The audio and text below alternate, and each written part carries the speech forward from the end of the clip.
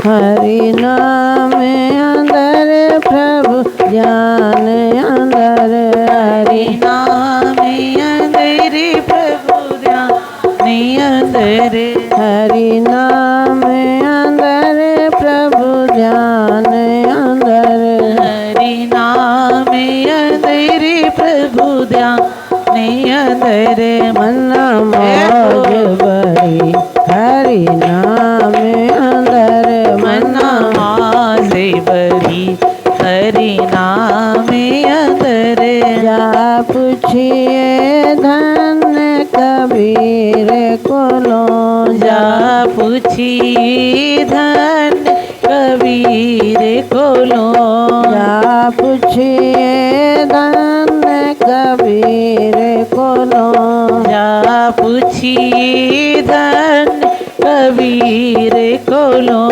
मीरा से जो दादू फकीर को लो, मीरा से जो दादू फकीर को लो, मीरा से जो दादू फकीर को लो, मीरा से जो दादू फकीर को लो, कितनी मस्ती है जय हो नाम अंदर, कितनी मस्ती है राम नाम अंदर, कितनी मस्ती है राम नाम अंदर, कितनी मस्ती है राम नाम अंदर, मन्ना मौज बड़ी हरि नाम अंदर, फिर भी वो ना चित्त की वृत्ति को एकाग्र करके बड़े प्यार से वो ना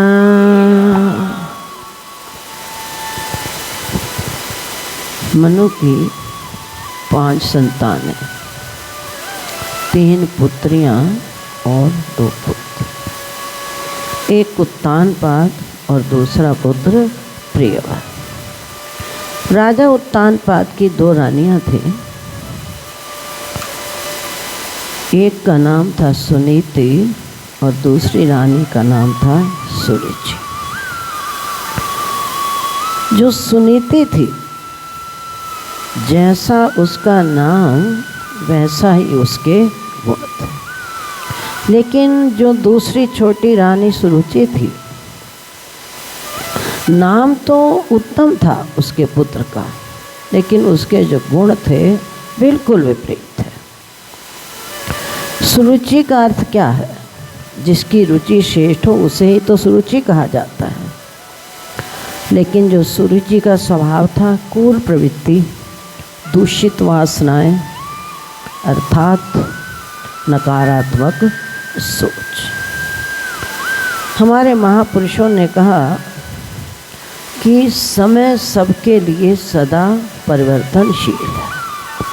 समय कभी भी किसी का एक सा नहीं रहता।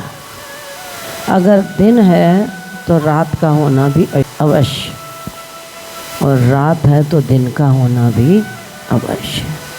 क्योंकि समय पड़े नर क्या करे, समय समय की बात, और किसी समय के दिन बढ़े और किसी समय की रात। ये तो प्रकृति का एक अचल सिद्धांत है, विधि का विधान है। प्रकृति की प्रत्येक वस्तु अनादिकाल से परिवर्तनशील है। एक दिन राजा उत्तानपाद महल में बैठे हुए थे, तो जब कोई इंसान पलथी मारकर आसन लगाकर बैठता है, राजा उत्तानपाद का सुरुचि का पुत्र पिता की गोद में बैठ गया। वो देखकर सोचने लगा कि मैं भी क्यों ना जाऊं पिता की गोद में जाकर बैठूं।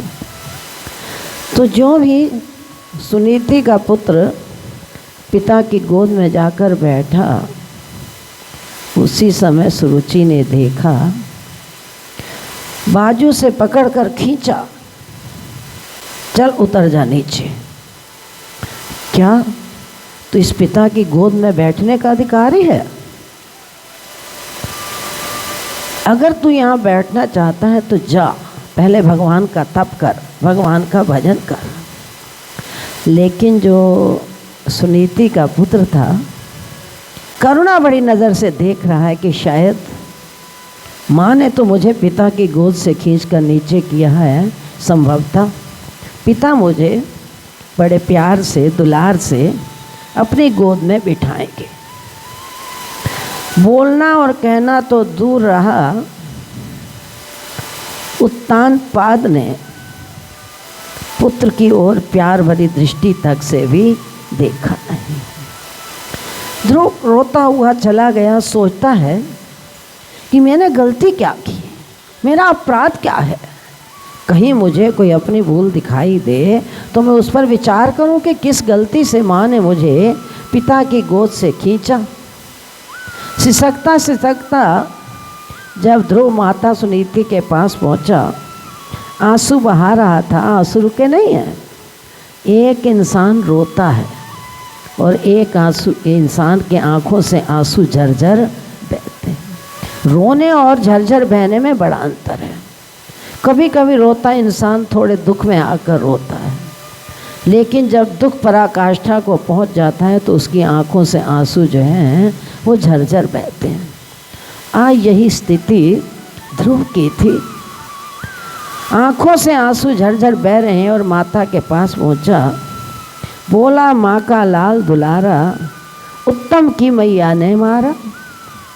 रोते रोते माँ से कहने लगा, माँ मुझे उत्तम की मैया ने मारा है। माँ ने कहा, बेटा ज़रूर तूने कोई गलती की होगी। ये नहीं कहा वो है कौन, उसे क्या अधिकार प्राप्त हुआ कि मेरे लाल को कोई हाथ लगा कर देखे। नहीं, माँ कहती है, पुत्र लाल ज़रूर तुझने कोई गलती की होगी, ऐसे तो माँ कभी कह नहीं सकती। तो उस समय ध्रुव ने उत्तर दिया, माँ जब से मैं वहाँ से चला हूँ तेरे समीप आते आते एक बार नहीं अब तो बार बार मैं इसी बात का चिंतन करता रहा कि मेरी गलती क्या हो गई, कौन सा मैंने अपराध किया। तो माँ ने पूछा, क्या पिता ने तुझे प्यार नहीं किया, दुलार नहीं किया? फिर ध्रुव रोने लगा और कहता है, माँ इसी बात का तो मुझे दुख है कि माँ ने तो धिक्कारा था, कम से कम पिता तो मुझे प्यार भरी दृष्टि से देख देता। धन्य है वो माँ जो बच्चे को श्रेष्ठ संस्कार देती है। जन्म दे देना कोई बहुत बड़ी बात नहीं है, लेकिन जन्म देने के बाद बच्चों को श्रेष्ठ संस्कार दे देना ये एक बहुत बड़ी बात है।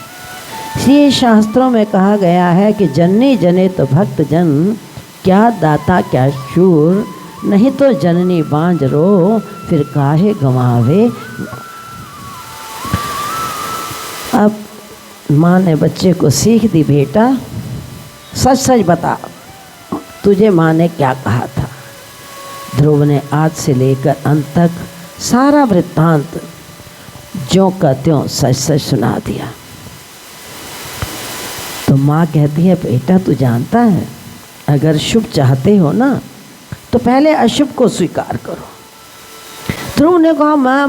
तो उस समय फिर माँ ने कहा, पुत्र जीवन का सत्य तो यही है, अगर हमने इस संसार में जन्म लिया है तो भगवान का भजन करें। लेकिन एक बात मैं तुझे और समझा दूँ, इस संसार में शुभ भी है और अशुभ भी है, लेकिन तो शुभ को ग्रहण कर ले और तो अशुभ का परित्याग कर दे। फिर ध्रुव कहता है, माँ मुझे तो पता नहीं क्या शुभ होता है और क्या अशुभ होता है। फिर माँ ने कहा, बेटा जो तुझे सौतेली माँ ने ये सीख दी है कि जंगल में जा और भगवान का भजन कर, भगवान का तप कर, ये तो है शुभ।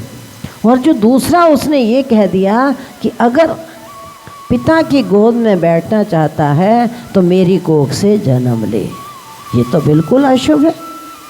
इंसान भगवत भजन करता है भगवत प्राप्ति के लिए, ना कि बार बार जन्म मरण के चक्कर में आने के लिए।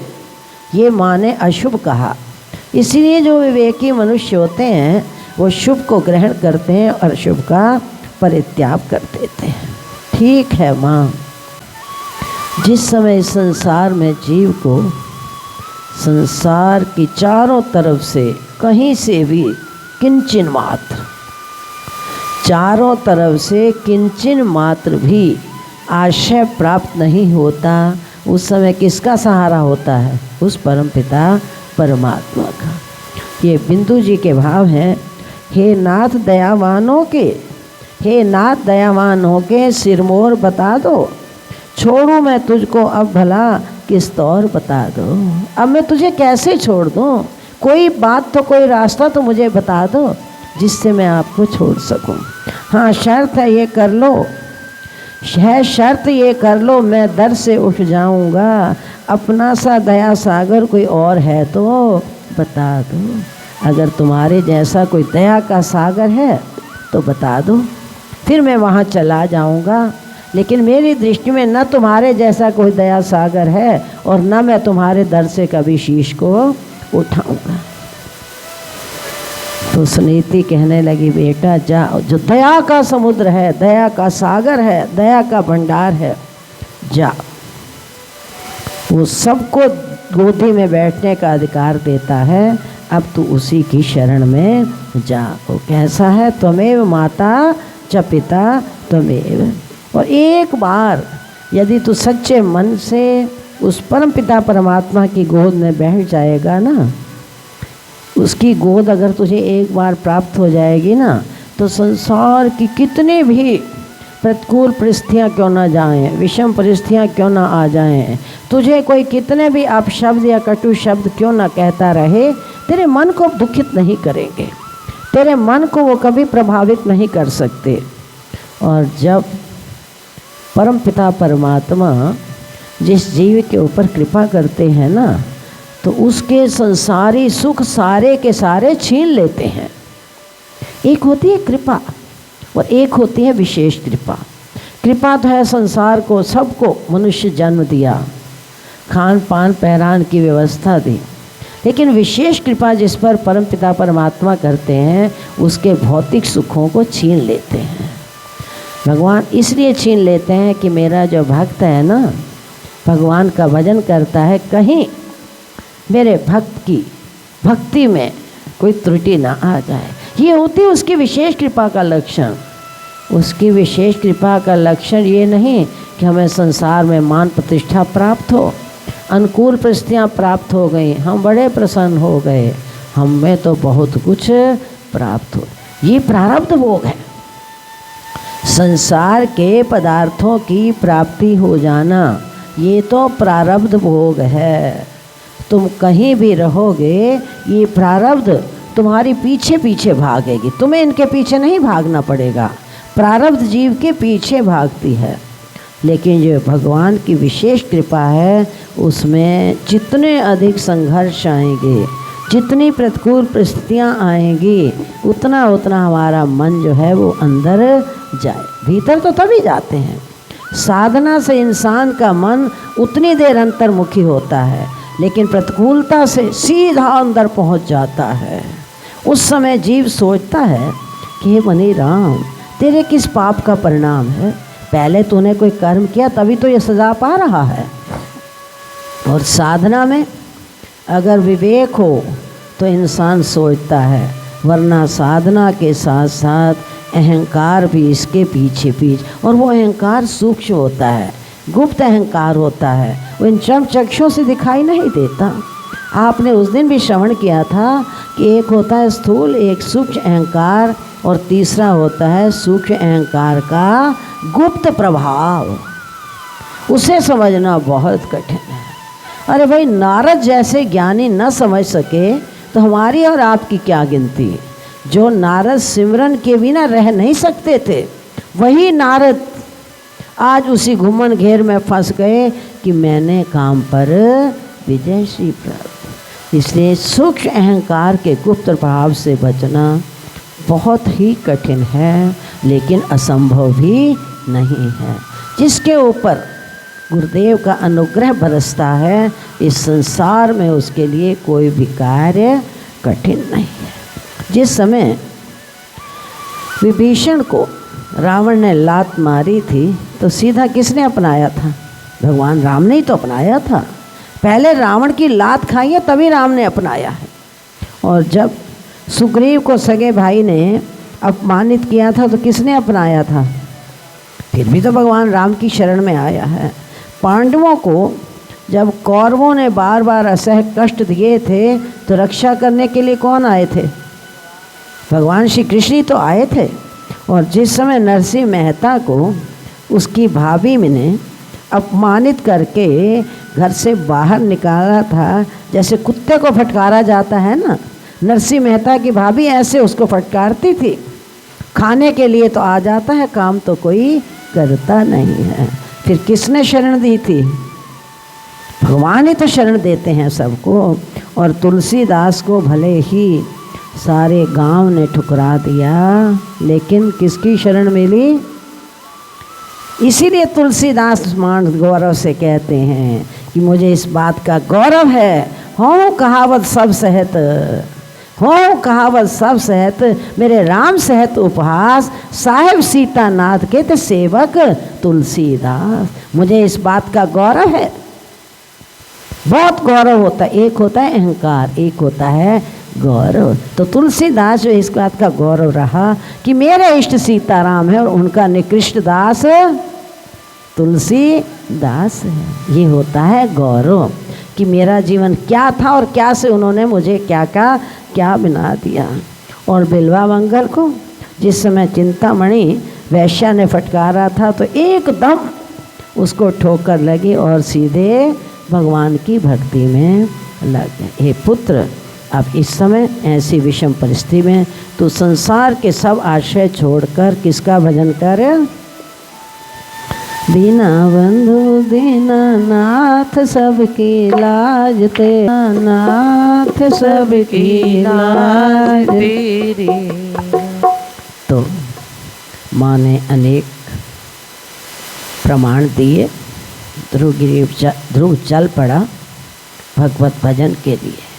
अब घर से चल पड़ा तो रास्ते में ध्यान आया कि मैं चल तो पड़ा हूँ, किसकी भक्ति करूँगा, कहाँ जाऊँगा? कोई मुझे भक्ति का मार्ग दिखाने वाला मिलता तो अच्छा था। हम एक कदम चलें, जेतू आमे एक पग, मैं आऊँ पग साथ, और जेतू करड़ा काट सम, तो मैं लोहे की लात। अगर हम एक कदम उसकी तरफ चल कर आएंगे तब वो 60 कर। हम तो घर में बैठे रहते हैं, क्या कहते हैं? महाराज जी कृपा कर देना, हमारा ये काम हो जाए, हम 11 रुपए का प्रसाद हनुमान जी को चढ़ा जाएंगे। हनुमान जी तो खाली चल कर आओ नहीं, चल कर आते नहीं और फिर कहते हैं कि हमारी अमुक कामना पूरी हो जाए। और जेतु करड़ा काठ सम, अगर तुम लकड़ी के समान कठोर बनोगे तो भगवान कहते हैं कि मैं लोहे के समान भी कठोर बन सकता। अब ध्रुव की लगन सच्ची थी। जो ही मन में संकल्प पैदा हुआ, भगवान के सच्चे भक्तों को पग पग पे सहारा मिलता है। किस ओर चलो किस ओर बचो, कहाँ चलना है कहाँ से बचना है, इसी चीज़ को तो हमने समझना है। किस ओर चलो किस ओर बचो, ये आप इशारा मिलता है। जीवन में चाहे तूफान उठें, लहरों में किनारा मिलता है। यदि राम नाम का संबल हो तो तुरंत किनारा मिलता है। इसलिए सहारे मत बनाए दिल, सहारे मत बनाए दिल, सहारे टूट जाते हैं। किनारों का भरोसा क्या, किनारे फूट जाते हैं। हमारा इस संसार में न तन धन कोई भी साथी नहीं है। अगरचे हमारा कोई जीवन साथी है, सच्चा साथी है, तो परमपिता परमात्मा ही हमारे लोक और परलोक में साथ निभाने वाले सच्चे साथी हैं। अगर हमारा ध्रुव की भांति सच्चा दृढ़ निश्चय हो जाए ना, तो फिर अवश्य भगवान को चलकर आना ही पड़ेगा। ध्रुव सा दृढ़ निश्चय हो जिसका, ध्रुव सा दृढ़ निश्चय हो जिसका, तुझे नंद दुलारा मिलता है। भगवान के सच्चे भक्तों को पग पग पे सहारा मिलता है। कोई स्थान तो बता दो, कोई जगह ऐसी दिखा दो जहाँ पर गुरुदेव ना हो। वो तो हैं लेकिन हमारी आँख नहीं है, हम आँखों के होते हुए अंधे हैं, सहारा लेते हैं कभी इसका कभी इसका कभी उसका। तो फिर वो भी कहते हैं ले लो संसार के सहारे। जब तक संसार के सहारे लोगे वो दृष्टा बनकर देखते हैं, जब देख लेते हैं इसके सहारे सहारे टूट गए तो फिर उन्हें चलकर आना ही पड़ता है। लगन सच्ची हो तो भगवान ने भी नारद को उसी समय प्रेरित किया और मार्ग में नारद जी मिल पड़े। लोग तो कहते हैं कि नारद जी घर उजाड़ने वाले हैं, लेकिन शास्त्र कहता है कि नारद जी घर उजाड़ते नहीं, अब तो नारद जी तो उजड़े हुए घरों को बसाते वाले हैं। देखने में बाहरी दृष्टि से देखा जाए तो जहाँ पर भी नारद जी गए हैं ना, लोग कहते हैं चुगली करते हैं, लेकिन उस चुगली में छिपा हुआ एक रहस्य होता है। संत की कोई भी क्रिया कभी भी रहस्य खाली नहीं होती है। चाहे देखने में लगा लड़ाई दिलवा दी, इन्होंने झगड़ा किया, इन्होंने चुगली लगाई, लेकिन उस लड़ाई झगड़ा करवाने में महापुरुषों का रहस्य छिपा होता है। ध्रुव का उजा हुआ घर था, लेकिन नारद जी ने बसा दिया। अब पहुंच गए नारद जी, जब रास्ते में मिले तो उन्होंने पूछा बेटा कहाँ जा रहा है? तो ध्रुव ने कहा कि तपस्या करने के लिए, लेकिन मेरी अभी उम्र छोटी है। नारद जी ने कहा बेटा तेरी इतनी छोटी उम्र है, कहाँ जाएगा? जानता है जंगल में हिंसक पशु होते हैं, तुझे मारकर खा जाएंगे, इतनी छोटी उम्र। उस समय ध्रुव पूछता है एक बात मुझे बता दो, क्या भगवत शास्त्र प्राप्ति में कोई ऐसा अटल सिद्धांत है जिसमें छोटी उम्र वाले को भगवान नहीं मिलते और बड़ी उम्र वाले को मिलते हैं? नारद जी वास्तव में परीक्षा ले रहे हैं। का वास्तव में इसका निश्चय तो पक्का है। अच्छा फिर हिंसक पशु तुझे मार कर खा जाएंगे? ध्रुव ने कहा जो माँ के गर्भ में सहायता कर सकता है, रक्षा करता है, जिसे रौरव नरक महापुरुषों ने कहा वहाँ भगवान रक्षा करेंगे, तो क्या जंगल में मेरी रक्षा नहीं करेंगे? फिर नारद जी मौन हो गए। अच्छा एक बात बता, घर में राजमहल में तुझे अनेक प्रकार के व्यंजन प्राप्त होते थे खाने को, वहाँ क्या खाएगा?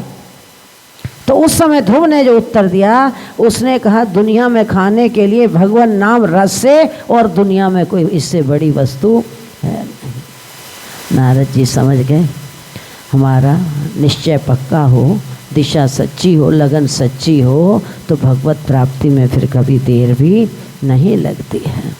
तो बच्चे ध्रुव ने कहा अच्छा मुझे कोई मंत्र तो बता दो, मैं जो जप करूँगा किसका जप करूँगा? तो उस समय नारद जी ने 12 अक्षर मंत्र किसको दे दिया है? ध्रुव।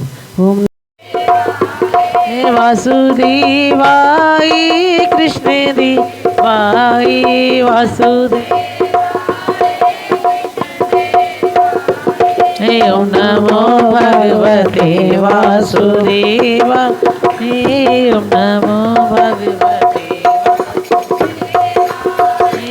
मुनि ने भक्ति मार्ग दिखाया, 12 अक्षर मंत्र बताया। ओम नमो भगवते वासुदेवाय का मंत्र दिया। ध्रुव की करी परिक्रमा, ध्रुव ने करी परिक्रमा, चरणन में शिरनाए, करने हर की खोज ध्रुव मधुवन पहुँचे आए। भगवत प्राप्ति के लिए ध्रुव चल पड़े। ध्रुव तो चले गए, नारद जी ने 12 अक्षर मंत्र भी दे दिया। अब इधर राजा को पश्चाताप हुआ कि मुझसे तो बहुत बड़ी भूल हो गई है, मैंने इतनी बड़ी गलती की है कि छोटे से बालक को जंगल में भेज दिया। न जाने मेरा बालक भूखा होगा, न जाने कोई हिंसक पशु उसे खा जाए, क्या करता होगा क्या नहीं करता होगा। इधर उत्तान पात को पश्चाताप हो रहा है और उधर ध्रुव मन ही मन सोच रहे हैं कि अभी भगवान की भक्ति नहीं की, कुछ भी नहीं किया, केवल घर से कदम ही निकाला है, तो मार्ग में मुझे ये नारद जी कहते हैं चल बेटा तुझे पिता से राय दिला देता हूँ, लौट चल वापस। जब भक्ति करूँगा तो न जाने मुझे कौन से राज्य की प्राप्ति होगी। ध्रुव के मन में ये विचार आ रहे हैं और राजा उत्तानपाद पश्चाताप की अग्नि में जल रहे हैं। तो उसी समय कौन पहुंच गया? भ्रमण करते करे नारद जी वहाँ पर पहुँच गए। राजा उत्तानपाद से पूछा कि उदास क्यों हो? जानते सब हैं लेकिन अनभिज्ञ बनकर पूछ रहे उदासी का कारण। तो उस समय नारद जी ने कहा कुछ ना कुछ कारण होगा तभी तो आपका चेहरा इतना उदास है। राजा ने उत्तर दिया मेरे छोटे से बालक को न जाने जंगल में भोजन मिले न मिले, कोई हिंसक पशु खा जाए, गांठन में पैसा नहीं, मांगत में सुख चाहे। पैसा उसके पास नहीं है, वो मांगने में संकोच करेगा, ताके पीछे हर फिरे, कहीं भूखा ना रह जाए। मेरा बालक तो भूखा रह जाएगा ना। तो उस समय नारद जी ने कहा विश्वम्भर जो पूरी सृष्टि का भरण पोषण करते हैं, जिन्हें कहा जाता है विश्वपालु हैं, क्या वो तुम्हारे पुत्र को भूखा रखेगा? वो किसी को भूखा नहीं रखता। परमपिता परमात्मा अपने अपनी प्रारब्ध के अनुसार सबको देता है, लेकिन जो हिंसक पशु हैं उनसे उसकी रक्षा कौन करेगा? तो उस समय नारद जी ने कहा कि जाको राखे साइयाँ, मार सके ना कोई, अरे बाल न बांका कर सके, सब जग वैरी। आप चिंता न करें, आपके पुत्र ध्रुव की दीर्घायु है, बड़ी लंबी उम्र है। अच्छा एक बात तो और बता दो ना, क्या मेरा पुत्र ध्रुव कभी लौटकर मुझे मेरे जीते जी मिलेगा? तो उस समय नारद जी ने कहा राजन ये पुत्र तो आपकी कीर्ति को 4 चांद लगाने वाला होगा, मिलेगा, निश्चित मिलेगा, और तुम्हारे यश को युगों युग तक फैलाएगा। हरि की अविचल भक्ति से, हरि की अविचल भक्ति से कुल की कीर्ति बढ़ाए, होकर पूर्ण काम ध्रुव शीघ्र मिलेगा आएगा। पूर्ण काम होकर वो जल्दी से जल्दी तुम्हें आकर मिल जाएगा। वो साधारण बालक नहीं है। 6 महीने पूरे होते होते ही वो प्रभु के दर्शन करके तुम्हारे पास लौटकर आ जाएगा। अब नारद जी राजा को आश्वासन देकर चले गए और भगवान के धाम में जब आए तो बड़े प्रसन्न थे। जब नारद जी राजा को आश्वासन देकर भगवान के धाम में आए तो बड़े प्रसन्न थे। भगवान ने पूछा नारद क्या मिल गया तुम्हें? इतनी प्रसन्नता का कोई ना कोई तो कारण होगा। तो नारद कहते मुझे चेला मिल गया, चेला। जिसे पिता को योग्य संतान मिले ना उन्हें प्रसन्नता होती है। इसी प्रकार अगर गुरु को एक भी जिज्ञासु मिल जाए तो उनकी प्रसन्नता का ठिकाना नहीं रहता है। व्यवहार प्यार करता हुए अलग होता है, लेकिन प्रसन्नता एक बहुत बड़ी बात होती है। चेला कौन मिला? भगवान की प्रेरणा अपनी है, फिर अनजान बनकर कौन मिला? 5 वर्ष, इतने छोटे बालक को पाकर इतने प्रसन्न हो रहे। हाँ 5 वर्ष का बालक ध्रुव, और वो भगवान की सच्ची भक्ति सच्ची लगन में इतना तल्लीन था। मैंने उसे कह दिया कि तो 6 महीने में भगवान के दर्शन प्राप्त हो जाएंगे। तो भगवान ने कहा नारद ये तूने क्या कर दिया? मैं तो मुझे उसी क्षण बुलाकर अपने गले लगाने वाला था, तूने बीच में 6 मास की अवधि डाल दी, 6 मास का गैप डाल दिया, तूने दूरी बना दी हमारी। तो नारद ने कहा प्रभु अगर इतना प्यार था तो उसी समय उसको गले लगा लेते, क्यों नहीं लगाया? भगवान ने कहा नारद मैं गले तो लगा लेता, लेकिन ये जो विधि का विधान है, जो शास्त्रों की मर्यादा है कि भगवत प्राप्ति के लिए, भगवान की प्राप्ति के लिए गुरुदेव का होना बहुत ही आवश्यक है। मैं तो चाहता तो कर सकता था, लेकिन मैं विधि के विधान को, शास्त्रों के सिद्धांत को मैं किस प्रकार बदल सकता था? इसीलिए मैंने उस समय अपने गले उसे नहीं लगाया। तो कहने का अभिप्राय हमारे मन में जितनी तड़प होगी, जितनी लगन होगी, जितनी तीव्र गति से हम चलेंगे। महापुरुषों ने ऐसे नहीं लिख दिया कि फ़कीरा फ़कीरी नज़दीक है, फकीरी नज़दीक है, जितनी तेरी तफीक, चढ़गावे तो पीवे अमर फल, नहीं तो बिल्कुल ठीक। अर्थात हम जितनी तीव्र गति से उसे पुकारेंगे वो उतनी ही तीव्र गति से हमारे पास आने के लिए तैयार है। अब ध्रुव वन में जाकर भगवान का तप करने लगे। पहले 3 दिन भूखे रहकर उन्होंने चौथे दिन मात्र बेर का आहार लिया। दूसरे महीने आते आते 6 दिन में एक ही बार फल खाना भी छोड़ दिया, केवल घास पर अपनी जठराग्नि को शांत कर ले रहे। और तीसरे महीने जो हरे पत्ते खा रहे थे ना, उन पत्तों को भी खाना छोड़ दिया। चौथे महीने में 12 दिन में एक बार जल पीकर ही गुजारा कर, उसे भी छोड़ दिया। 5वें महीने में केवल वायु के आधार पर, और 6ठी महीने में वायु को भी रोक लिया, अर्थात कुंभक में वायु को खींचा, रेचक में छोड़ा और फिर पूरक में श्वास लिया ही नहीं, श्वास नहीं लिया, लेकिन भजन फिर भी निरंतर चलता रहा। इसलिए जो उच्च कोटि के महापुरुष होते हैं उनके महावाक्य हैं कि भजन करना नहीं पड़ता, भजन तो प्रत्येक प्राणी मात्र का चल रहा है, सबका, ऐसा नहीं कि फकीरों का चलता है और ग्रस्त, सबका भजन श्वास प्रश्वास चल रहा है, क्योंकि प्राण अपान की गति को ही तो भजन कहा गया है। 6ठे महीने में श्वास नहीं लिया, लेकिन भजन जो था उनका निरंतर चलने लगा। अब सर्वेश्वर परम पिता परमात्मा विराजमान भीतर ही भीतर उस आनंद में सरावार होने लगे और कोट कोट भगवान के चरणों में भीतर ही भीतर प्रणाम करने लगे। लेकिन जब समस्त प्राणियों के सांस घुटने लगी, वायु को रोकेंगे तो श्वास तो रुकेगी, अपने आप जब सबकी सांस घुटने लगी तो चारों तरफ से त्राहिमाम त्राहिमाम त्राहिमाम, त्राहि त्राहि त्राहि हरि त्राहि त्राहि भगवंत, ध्रुव के तब से सृष्टि का होना चाहत अंत। हमें तो ऐसा लगता है कि ध्रुव की तपस्या से शायद सृष्टि का अंत होने की संभावना है। भगवान से सबने प्रार्थना की तो उस समय परम पिता परमात्मा ने सबको आश्वासन दिया, घबराओ नहीं, मैं अभी जाता हूँ और ध्रुव को उस तपस्या से उपरत करता हूँ।